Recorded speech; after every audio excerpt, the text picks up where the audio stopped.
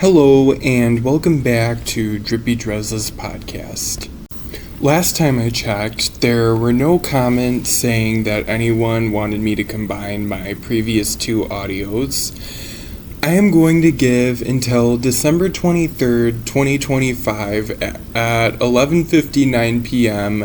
Pacific time for people to leave comments saying that they want me to combine those two audios. If less than 200 people have posted a comment saying that they want me to combine the two audios, then I will not. If 200 or more post comments saying that they want me to combine the two audios, then I will. And if, let's say, 2 weeks from now or just long before then, I have 200 comments, I will do so right away. But if at 11:59 p.m. on December 23rd, 2025, like I went from 100 to 200 or more all of a sudden, then I'll combine the two audios. That being said, today I am going to talk about more movies that have influenced society. And the reason I say influenced this time is because some of the movies on the list that I'm going to talk about have more fed into a certain mindset, whereas the movies I talked about in my other audio have actually ruined society by creating a mindset. And that being said, before I do, I just want to clarify that I don't dislike Son of the Mask because I think that it has ruined society, and I don't dislike Shrek because I think it has ruined society. Like, even if people watch them and nobody ever had any misinterpretation of it, and if nobody let it ruin their lives, I still wouldn't like either of those movies, really, because they just weren't my type of movies. I didn't like the humor, and I think the stories could have been better. Alright, that being said, as you may have guessed, the first movie I'm going to talk about is Guardians of the Galaxy. And I know a lot of you are probably confused, but this movie has created a very morally gray mindset because right at the end, it glamorizes the fact that Peter and Gamora want to stick to a life of crime, despite being forced into that life in the first place and wanting to be heroes. You know, because of this movie, people hold on to a lot of negative emotions, or they try and become morally gray characters themselves, or they have trouble seeing things outside of their perception, or they just develop inaccurate perceptions on things because they refuse to acknowledge what kind of movie this really is. And I think the reason for that is because they don't want to admit that they enjoyed it as they were watching it, but due to the end, they ended up not liking it. And it's okay to think like that. It's just a movie. You can have whatever opinion you want on it, and if other people are affected by it, then they take stuff way too personally. Now, I could say that this movie has ruined society, being that it's introduced that mindset, but I would say that it's more influenced because somehow, even after second grade, there are still people who don't pay attention to the who, what, where, when, why, and how, which means that they don't know how to look at the context of things. And being that they think that Guardians of the Galaxy is similar to other movies that they've seen, when in reality it's not, they feel like they have to like it. And I know that a big part of it is because people think that, that's what religion says. And I'm going to say, if you think that, then either you haven't read the Bible, or you have a serious misunderstanding of it, because if you really read the Bible and you understood everything and you like really analyzed things and followed what it said, then you would know you're supposed to pay attention to the context of things, because otherwise you wouldn't be able to understand them. And no, other movies are not similar, because yeah, there are other movies where characters don't reflect on things when given the chance, but in those other movies, it wasn't glamorized and it wasn't used for the entire plot of the movie, and usually that's played for giggles and laughs, not trying to be so serious. Anyways, up next, another movie that has influenced society is Shrek 2. Again, this comes from not having common sense, or just from not having a good understanding of religion, which is unfortunate. But a lot of people, they see that Fiona made Shrek stick it out with their toxic parents at first, and that's more influence society, because people already kind of had that perception in life, like sticking it out with toxic parents and even just toxic people in general. But I think people use Shrek 2 as an excuse to still have that mindset, plus other movies. And the reason I have to point out, the context is because, number one, Shrek 2 is just supposed to be a funny movie that you're not supposed to take too seriously. And number two, when Fiona made Shrek stick it out with their parents, that was before he ruined his chance to get along with them by saying it's easy to see where Fiona gets her good looks from. And when she made Shrek stick it out, she was also thinking about her mom, and she didn't yet realize that in doing this, she wasn't doing what was best for Shrek, and she wasn't doing what was best for her, because, mindsets at the time of not doing stuff to come across as sensitive. And as soon as her dad said, I'm just thinking about what's best for you, maybe you should do the same, she realized that in making Shrek unhappy, she was making herself unhappy, and she decided to leave and go back to the swamp. And then at the end, again, when something funny happens, when they realize that the entire reason this happened was because the dad didn't want her to know that he was really a frog, they decide to forgive him and give him another chance, because they knew he was never going to do anything to hurt them again, and because he truly learned from his mistakes, which, I'm just warning you, doesn't always happen in real life.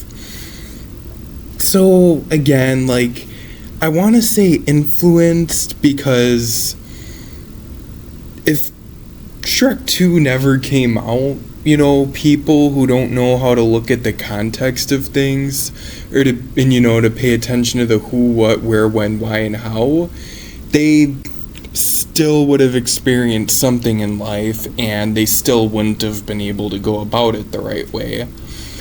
Another way in which Shrek 2 has influenced society is because of that movie, people no longer know how to answer questions, because they don't understand where the side no response would have came from in that time period. And I think people need to realize that, again, that was played for giggles and laughs. You don't have to like that joke, but you can still love the movie. And the only time it's okay to not answer questions is if the people you're talking to know that you're not the kind of person to answer questions. It is rude to not answer certain questions if people don't know that you're the type of person that doesn't answer questions. And I know a lot of people think it's a bad thing, we should live in a society where people can ask questions. I actually think it could be a good thing, because then we become less dependent on other people and we learn how to take care of ourselves. But I sincerely think that this should be something teachers start teaching in schools, like what a question is, how do you know if somebody's asking a rhetorical question or not, and whether or not it's okay to be someone who doesn't answer a question, because number one, like, I could be wrong, and number two, even if I'm not wrong, it doesn't necessarily mean that I'm right, because who knows, maybe I do have some really good points, or maybe I don't. You know, like, it could go either way. Maybe I'm totally wrong, we should live in a society where people answer questions, or maybe I'm right, but it would be better if we could answer questions. And this is something that I might even do an entire audio on, depending on what kind of comments get left on this audio. If some people argue that we should answer questions, I'll make a new audio saying that I was wrong. We should answer other people's questions. If other people say it depends or no, we shouldn't ask questions, I might even do an audio on one of those. And the next two movies I am going to talk about are the original Ghostbusters and the female Ghostbusters. Now, I would say that the way I see it, the original Ghostbusters has done more damage, but I feel like a lot of people would say that the female one has done more damage. But instead of comparing them, saying which has done more, which has done less, I'm just going to talk about the ways in which both of them have influenced society. Now, I know that a lot of people genuinely enjoy the original Ghostbusters and think it's that great of a movie and actually think that it's better than the female one. But I also know that there are a lot of people who don't genuinely like the original one, but they think that it would be disrespectful to say it because it's an older movie, and they don't actually think to do research to see if the acting actually was good for that time period. And the reason I know is because if they did, they would find that the original Ghostbusters didn't have what was considered great acting for that time period, even with those actors. And they would find that the original Ghostbusters was never supposed to be considered that great of a movie, and the people who made it never thought that it was going to be that great of a movie. And they would realize that that's why it got remade, and if you don't like remakes, that's fine. But to go as far as to let something like that ruin your life, like, so what? Like, the people who made the female Ghostbusters never said, hey, the events of the original never happened. I mean, number one, it's science fiction and fantasy. That just proves anything that's considered a remake isn't something that cancels the events of another movie. It's just something that takes place in another universe. And I know for a fact that there are some people who genuinely dislike the female Ghostbusters without letting it ruin their life, but there are also some people that disliked it or who pretended to dislike it, and they've let it ruin their lives.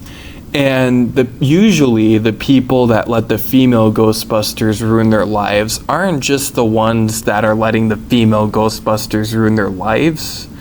They're the ones that are letting Guardians of the Galaxy plus the female Ghostbusters ruin their life by developing a morally gray mindset and then using the female Ghostbusters as an excuse to not worry about what other people think of them, but to go about things as if they worry about what other people think of them. And I really think that if you genuinely dislike the female Ghostbusters and you're letting it ruin your life, then you don't genuinely dislike it as much as what you think you do. Because if you did, you would be able to dislike it without letting it ruin your life. But because you have to go to such extreme measures to prove that you don't like it, you don't genuinely dislike it. And if you really did, then you could easily just say you don't like it and then move on with your life. Now, up next is Batman vs. Superman. That movie came out the same year as the female Ghostbusters, and it's weird because the main reason it's toxic is because of the human trafficking, and that's a lot worse than Batman having a negative outlook on life. However, people have used Batman having a negative outlook on life to kind of develop a negative outlook on life themselves, or they use like his darkness as a reason to kind of hide their emotions even when it doesn't go with their personality. And that's a reason I say influence, because I feel like if it weren't for Batman vs. Superman, those people would have seen some other dark movie and they would have started hiding their emotions. Now, an honorable mention for this movie would be Hollywood needs to stop making characters more flawed than what they need to in order for the plot of the movie to happen, and they really shouldn't have human trafficking or anything like that unless it's necessary for the plot of the movie, because Batman vs. Superman would have worked just as well with terrorists than it would have with human trafficking, and it actually would have been a lot better with terrorists instead of human trafficking. And I really hope that Hollywood is listening to this right now, and because of this audio, they never do a movie with human trafficking unless it needs to be done for the plot of the movie. And I also hope that they don't make characters more flawed than what they need to be for the plot of the movie. But like human trafficking first, like that needs to get resolved first, and then afterwards the characters. And finally, the reason I mentioned this movie last is because with my audio where I talked about movies that have more ruined society, with this audio where I talked about movies that have more influenced society, I decided to go in the order from greatest to least as to how much influence they've had over society, whereas with my audio on movies that have ruined society, I talked about them in release order. So our last movie that I'm going to talk about is Beauty and the Beast. Because of this movie, there are people that actually think you can't tell if someone is good or bad just by looking at them. And sometimes, when people telling themselves that and their brain looking for proof that it's true, they end up looking a little bit worse themselves. And that is why I think that people need to stop worrying about the lessons when they watch movies and start only watching them for entertainment. And Hollywood, instead of focusing on teaching people lessons, they need to just focus on telling stories that actually speak to people, and they need to focus on making sure that those stories are executed right. Well, thank you all so much for listening. I hope that this audio was deeply reflective and that everybody got something out of it. And I really hope that there aren't any other movies that have ruined or influenced society in negative ways. And if there are, please leave that comment in the comment section below. I will do an audio talking about that movie. And I hope that because of this audio, nobody will ever ruin their lives from watching a movie or let movies influence their toxic mindsets. And thank you all so much for listening. Feel free to hit that like and subscribe button if you haven't already. Feel free to leave a comment in the comment section below. I will be releasing 2 more songs tomorrow, like always. I will finally be releasing a video on Sunday. Next week, I will be doing another audio, and I hope to either see you guys again on Sunday or talk to you guys next week on Friday.